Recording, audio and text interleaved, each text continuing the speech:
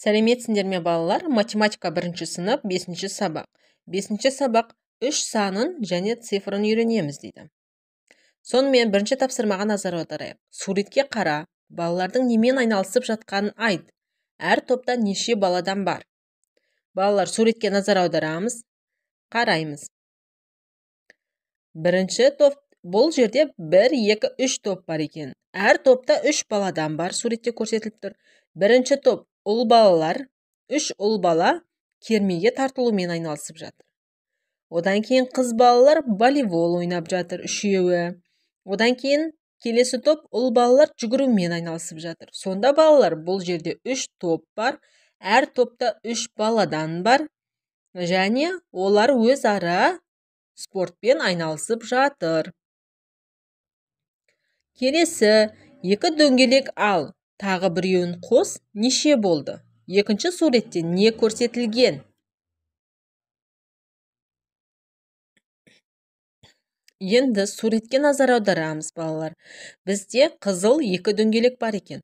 Оған бір көк дөңгелекті қосқан кезде, балалар, неше болады? Әрине 3 болады. Енді астындағы суретке қараймыз. Бір көк дөңгелекке 2 қызыл дөңгелекті қоссақ, балалар, 3 болады. Келесі суретке қараймыз. 3 көк дөңгелектен бір дөңгелекті алып тастасақ, 2 болады. Астындағы суретте 3 қызыл дөңгелектен 2 дөңгелекті алып тастасақ, 1 дөңгелек қалады.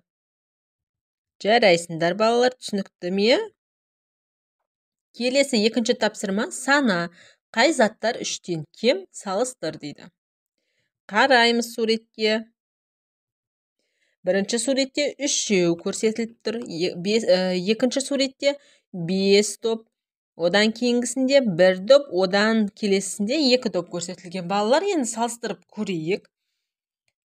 3 5-тен кем. Дұрыс па, балалар? Немесе 5 3-тен артық. Енді 3 артық 1-ден. 3 артық 2-ден. Келесі 3-ші тапсырмаға назар аударамыз. Бос орынға қандай фигура қажет екенін досыңа түсіндір. Олар қайда орналасқан? Енді қараймыз суретте. Бірінші торкөзді қараймыз. Көк дөңгелек, күлгін шаршы және сары үшбұрыш. Енді ең астына қараймыз. Келесіде күлгін шаршы, ортада белгісі және көк дөңгелек. Біз ортада белгісізге балалар сары үшбұрышты қоятын боламыз.